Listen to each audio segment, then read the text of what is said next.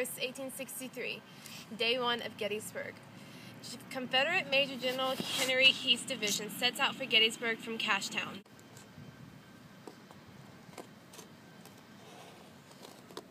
Lieutenant Marshal Jones of the 8th Illinois Voluntary Cavalry fires the first shot at the Battle of Gettysburg, advancing the Confederates.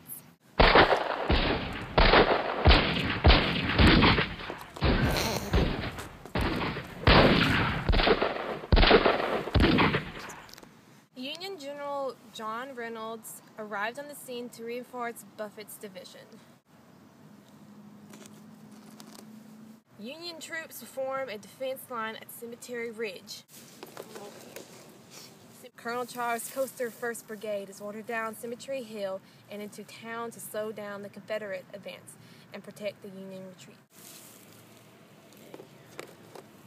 Custer's brigade is overwhelmed, and of the 922 men deployed, only 359 made it back safely to Cemetery Hill.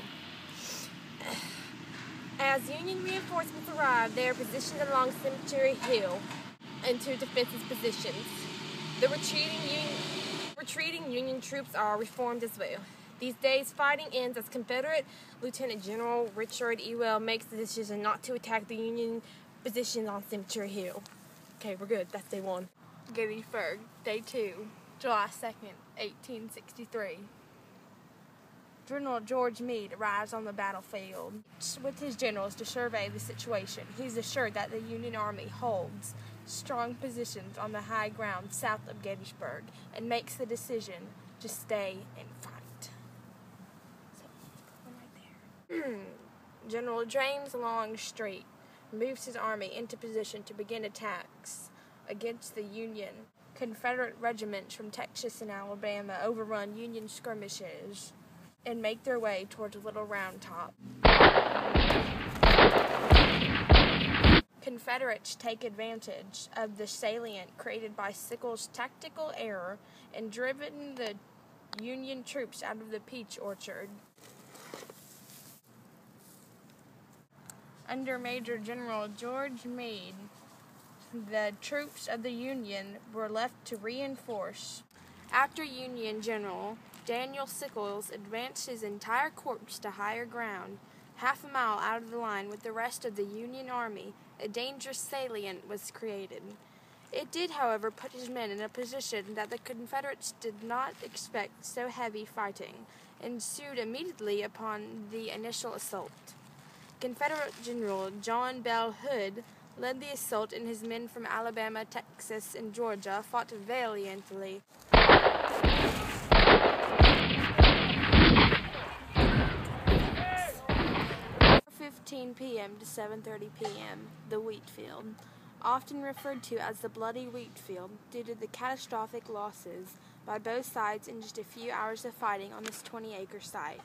Time after time, the wheat field exchanged hands and was the scene of frantic hand-to-hand fighting.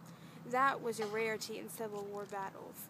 In the end, the Confederates failed to capitalize on their success, and the Union forces commanded the field.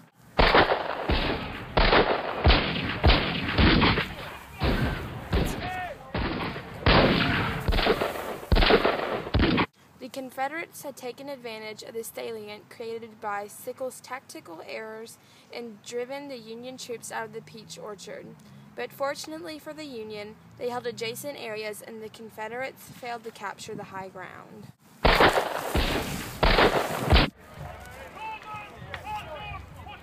Day 3, Pickett's charge. The Confederate generals could tell that they were losing the battle, so they decided to do Pickett's charge, which is their last attempt to win the battle.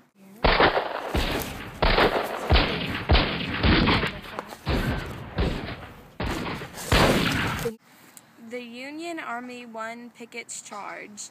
The Confederate Army was deeply devastated, and the Battle of Gettysburg ended the Civil War. The Union won the Battle of Gettysburg.